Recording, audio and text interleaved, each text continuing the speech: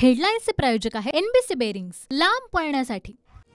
अमोल कोल्हे यांच्या विरोधात उमेदवार देणार, शिरूर लोकसभेची जागा जिंकणारच, अजित पवारांचं अमोल कोल्हेंना खुलं आव्हान।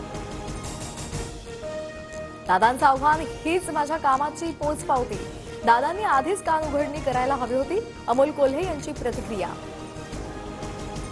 अजितदादांनी संधी दिल्यास मी शिरूर लोकसभा निवडणूक लढणार, माजी आमदार विलास लांडे यांची प्रतिक्रिया।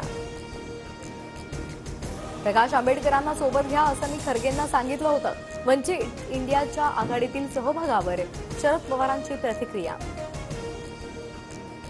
28 तारखेनंतर महाविकास आघाडी आणि वंचितची बैठक घेऊ, जागा वाटपासंदर्भात बोलू, संजय राऊतांची माहिती। वंचितच्या राज्य कार्यकारिणीची उद्या बैठक, आगामी निवडणुकांवर प्रकाश आंबेडकरांच्या उपस्थितीमध्ये बैठकीमध्ये चर्चा होणार।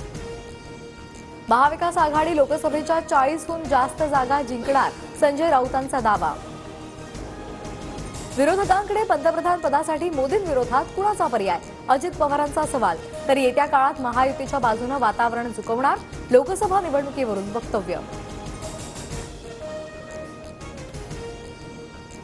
मुंबईमध्ये आंदोलनाला येताना वाहनामध्ये कोणत्या वस्तू ठेवायच्या ते सांगू, मुंबईतलं 20 जानेवारीपासूनचं शेवटचं आंदोलन असेल, मनोज जरांगेंचा सरकारला थेट इशारा। मराठा समाज मुंबईमध्ये धडकणार, आंदोलकांची अडवणूक करणार नाही, हे फडणवीसांनी पत्रकार परिषद घेऊन सांगावं, जरांगेंचं आवाहन।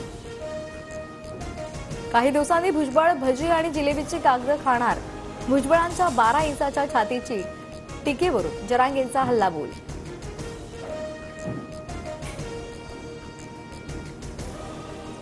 मुलाच्या नावापुढे आईचंही नाव लावा असं म्हणता, मग आईची जात का नको, बारामतीमध्ये अजित पवारांनी कार्यकर्त्यांना केलेल्या आवाहनानंतर मनोज जरांगेंचा अजित पवारांना सवाल। राम मंदिर भाजपची प्रॉपर्टी आहे का, मंदिरासाठी शिवसेनेकडून 1 कोटींची देणगी, राऊतांची टीका। तर 1 कोटी कुठून आणले, स्पष्ट करा, नितेश राणेंचा पलटवार।